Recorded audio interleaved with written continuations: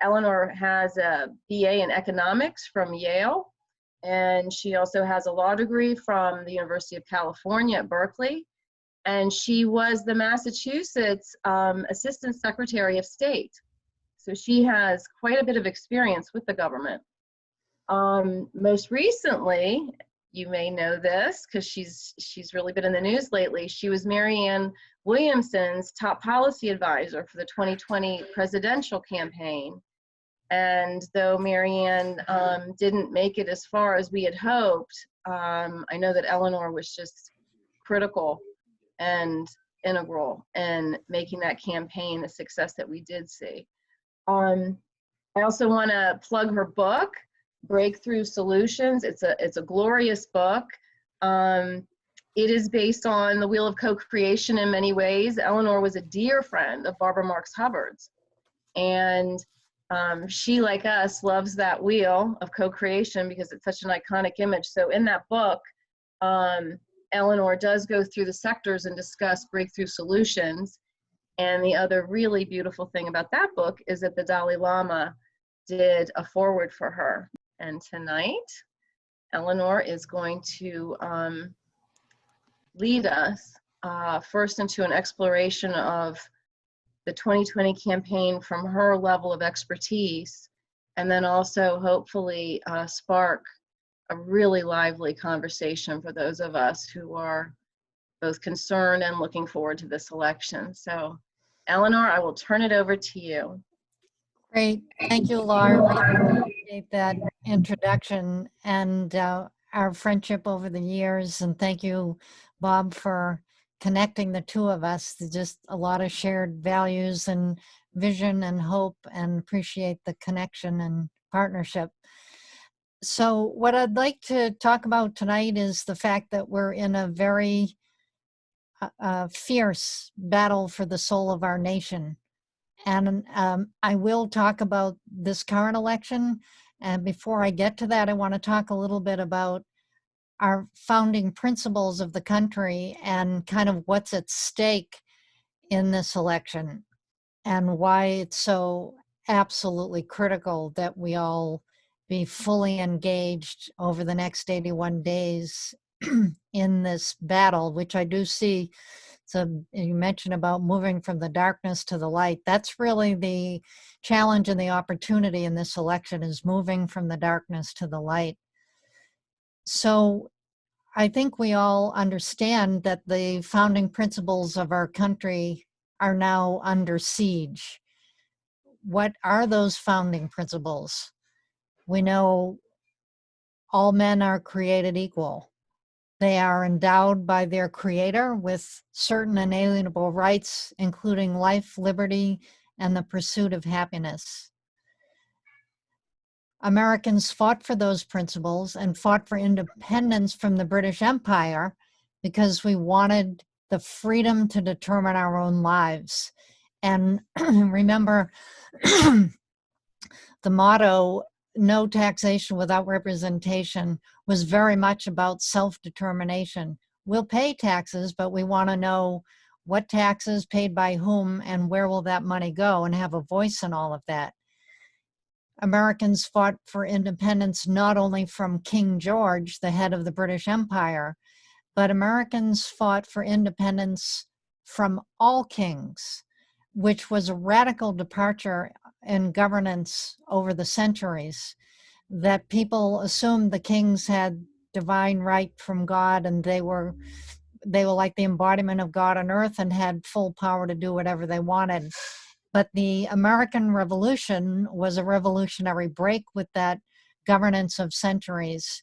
And we said that power flows from we the people, and someone can only govern with the consent of the governed. And if they are not doing what the majority wants, then it is the obligation of the people to overthrow those doing those things and put in people who will reflect the will of the majority. So now with the American Revolution, power was based in we the people. And those principles are now under siege.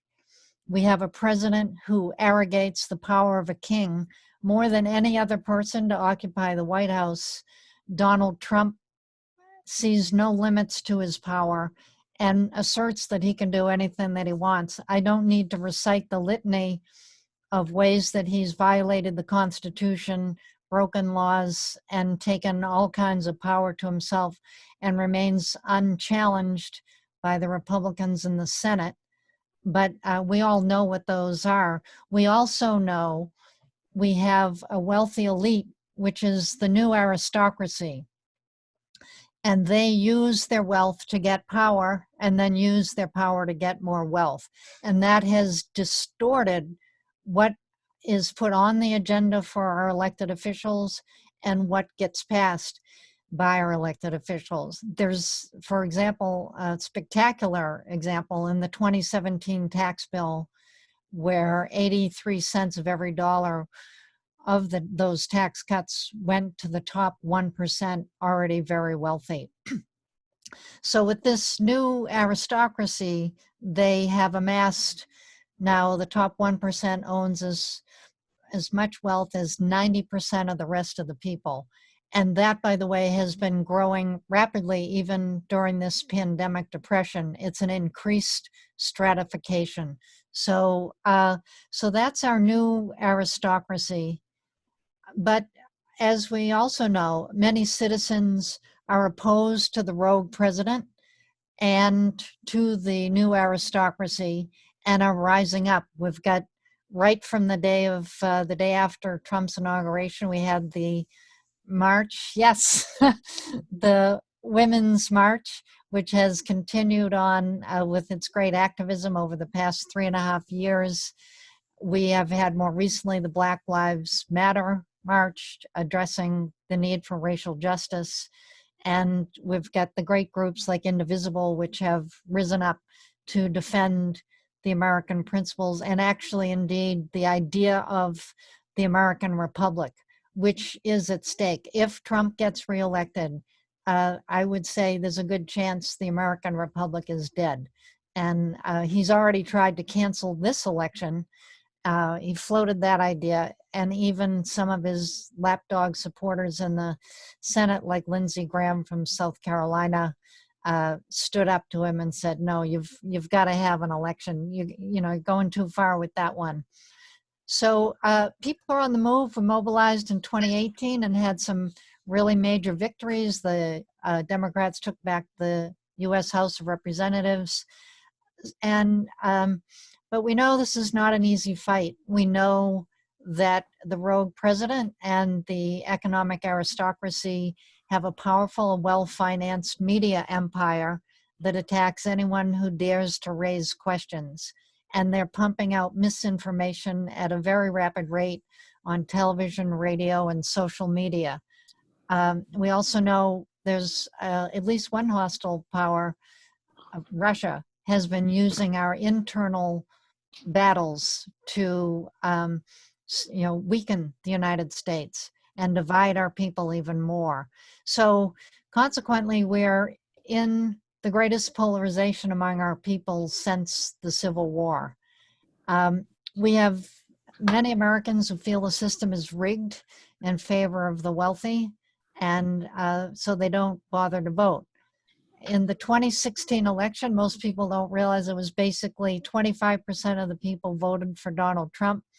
About 25% plus 3 million people voted for Hillary Clinton. But about 50% of the eligible people to vote did not vote at all.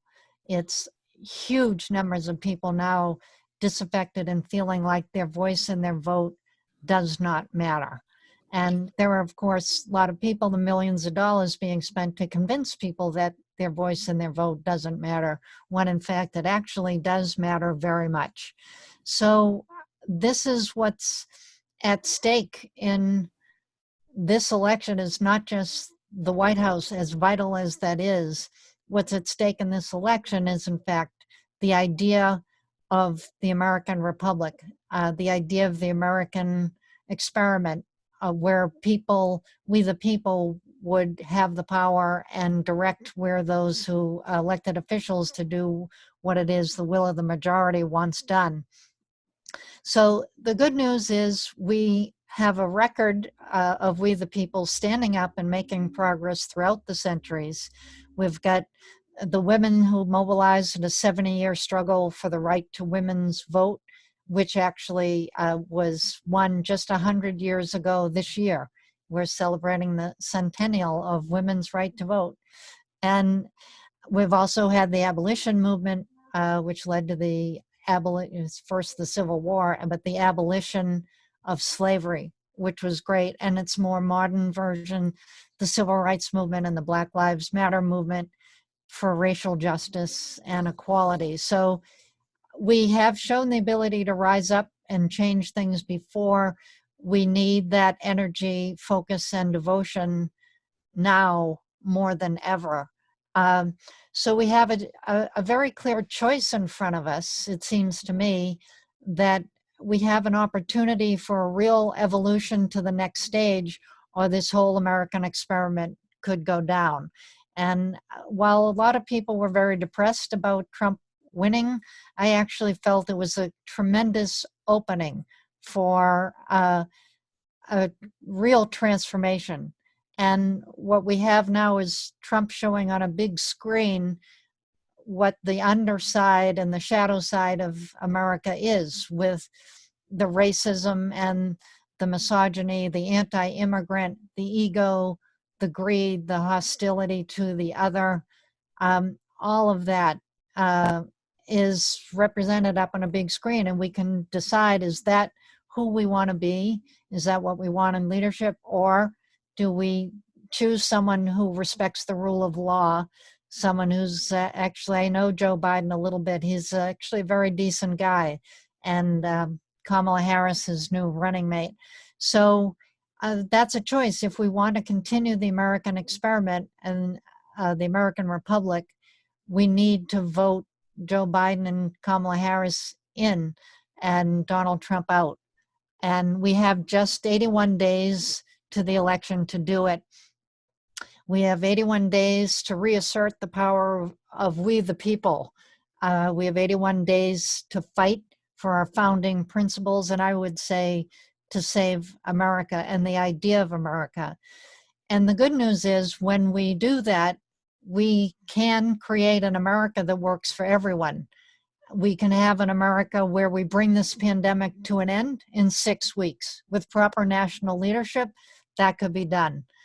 We could have an America where healthcare is not a right, but a privilege, and where we rethink even healthcare, like, why are so many people so sick, and why can't we bring other things besides drugs and surgery? Let's include some of those other healing modalities that have been effective through the centuries. We can have an America where the fruits of the labor are more widely shared, and where our racial divisions become more healed instead of more ripping us apart. So we can create that America now. And with a new administration, I'm actually, my next book, I mean, Laura mentioned my first book on breakthrough solutions. My next book that I'm working on right now is a book on, it's called New Way USA, Creating an America That Works for Everyone. And every single one of the things that I just mentioned to you about rethinking healthcare, about having prosperity for all, about saving our democracy, and also about dealing effectively with climate change. My book includes a practical plan of action for each of those 4 arenas of what we can do. And I'm hoping that book and those ideas will help inspire the American people and help inspire the transition team should Joe Biden be elected, and feed into the next administration. So at least we have the possibility of moving towards that kind of a new America, which we don't if we keep the current leadership.